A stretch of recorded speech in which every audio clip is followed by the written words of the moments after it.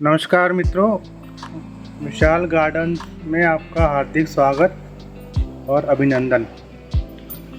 आज बात करेंगे बोनसाई के बारे में कि बोनसाई प्लांट इतने कॉस्टली और इतने महंगे एक्सपेंसिव क्यों होते हैं। इस बारे में मैंने 15-20 दिन से कुछ रिसर्च करी है नेट पे, गूगल्स पे, जो कुछ एक रिसर्च करने के बाद 5-6 पॉइंट मुझे मिले हैं इसका महंगे होने का क्या कारण है।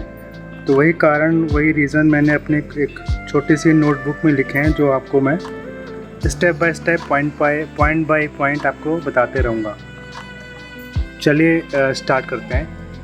मेरे पास एक ये जेड का प्लांट है जिसको मैं बोनसाई की शेप देने की कोशिश कर रहा हूँ। ये आप देख रहे हैं 1 2 3 4 बुश इसने बने हुए हैं, 1 2 3 और 4। एक ही टूटे फूटे गमले में लगा हुआ है। ये मैंने खुद ही कटिंग से ग्रो किया है। इसका तना आप देख रहे हैं कितना हैवी है, लगभग 4 साल से लगा हुआ है इसमें, 4 या 5 साल से। तो बोनसाई प्लांट के इतनी कॉस्टली होने का क्या कारण है, उसके लिए चलिए बात करते हैं। पहला पॉइंट, बोनसाई का एक चीनी कला है जो जापानी संस्करण, जापानी इसका ट्रांसफॉर्मेशन है। बोनसाई एक्चुअल में ये चीन से जन्मी हुई एक आर्ट है जिसको जापान ने अपने यहाँ डेवलप किया है। इसका जो मेन कारण है कि भैया बोनसाई इतना कॉस्टली क्यों है, वो है इसकी एज, इसका टाइम। इसको बनाने में जो समय हमें लगता है वो इसका सबसे मेन कारण है। किसी भी नर्सरी में हम जाएंगे, पीपल का कोई प्लांट, जेड का कोई प्लांट या कोई भी प्लांट लेंगे, वो अगर उसकी कॉस्ट 100 रुपये की है तो उसी टाइप के बोनसाई प्लांट की कॉस्ट लगभग 2000, 3000 या 4000 या इससे भी ऊपर हो सकती है। तो वो उसका कारण है कि उसको बनाने में जो समय लगा है, एक बोनसाई को बनने में करीब 5, 7, 8 साल का समय, 9 साल, 10 साल का समय लगता रहता है। और इतना समय भी निश्चित नहीं है, वो एक कंटिन्यू प्रोसेस है कि बोनसाई बनाना है, बोनसाई को डेवलप करना है। वो रुकने वाला काम नहीं है, चलता रहता है काम वो। तो उसमें जो टाइम लगता है 8 साल, 10 साल, 12 साल, वो टाइम ही उसकी जो है सबसे महंगी कॉस्ट होने का कारण है। अगर उसको बनाने में 1 साल लगे या 1.5 साल लगे तो शायद उतना महंगा ना हो, लेकिन उसको बनाने में 8, 9 साल, 10 साल लगते हैं, तो इसलिए वो इतना ज़्यादा महंगा होता है। दूसरी बात, बोनसाई प्लांट को एक छोटे से गमले में, कम मिट्टी में उसको अलग अलग शेप देके बड़ा करना होता है। जैसे आप देख रहे हैं छोटे से गमले में लगा हुआ है, छोटे गमले में, टूटे हुए गमले में लगा हुआ है। गमला भी जो है टूटा हुआ है, देख रहे हो आप, ये टूटा गमला है। इसमें इस तरह के ही एक बेढंगे गमलों में, इस तरह के एक एडवांस, या आप कह सकते हैं इस तरह के जो ट्रेंड में नहीं है, ऐसे गमलों में ही कम मिट्टी में बोनसाई को बनाना होता है। तो वो एक टिपिकल आर्ट है, एक छोटे से गमले में कम मिट्टी में बोनसाई को बनाना। तो टिपिकल आर्ट के लिए टिपिकल ही पेमेंट देना होता है। उसकी कॉस्ट इसलिए भी बहुत ज़्यादा होती है क्योंकि वो एक हार्ड प्रोसेस है कि हमें इतने छोटे से गमले में और कम मिट्टी में एक पौधे को जीवित रखना।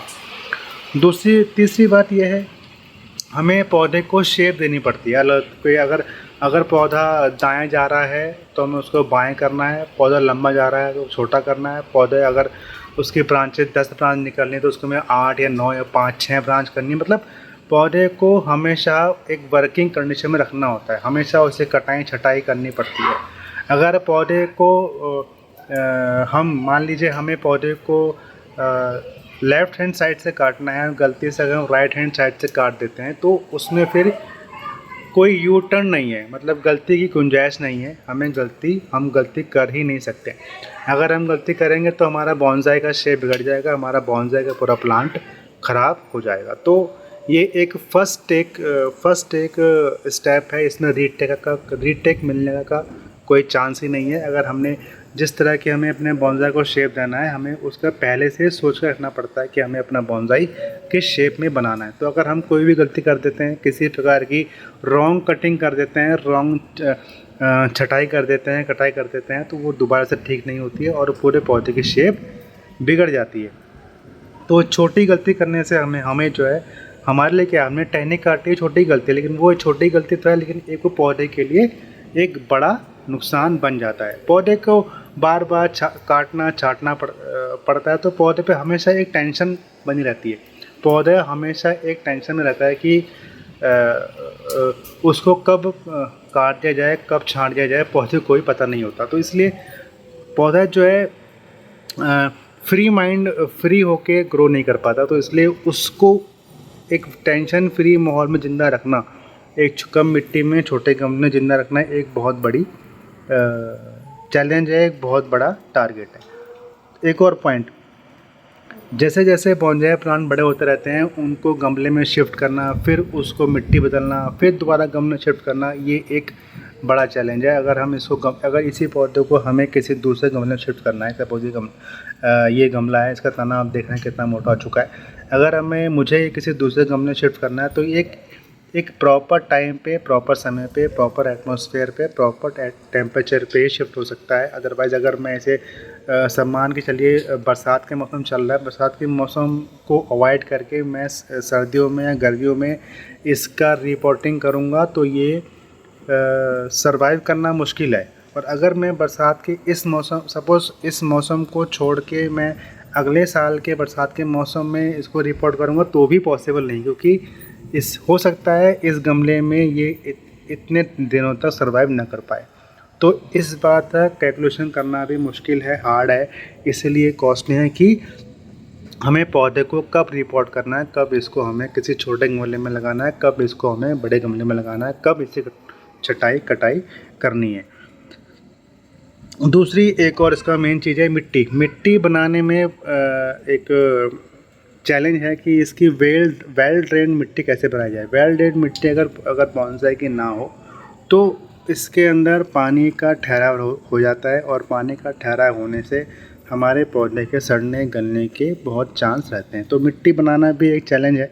अगर हम वेल ड्रेन मिट्टी में जो हमें अनुपात से सामान मिलाना होता है, जिस रेशो में सामान मिलाना होता है, मटेरियल बनाना होता है, अगर उस रेशो में हम वो मटेरियल अगर नहीं मिलाते हैं, तो कहीं ना कहीं कोई ना कोई त्रुटि रह ही जाती है, कोई ना कोई गलती हो ही जाती है, जिससे हमारे पौधे की ग्रोथ, पौधे के डेवलपमेंट में मुश्किलें आ सकती हैं।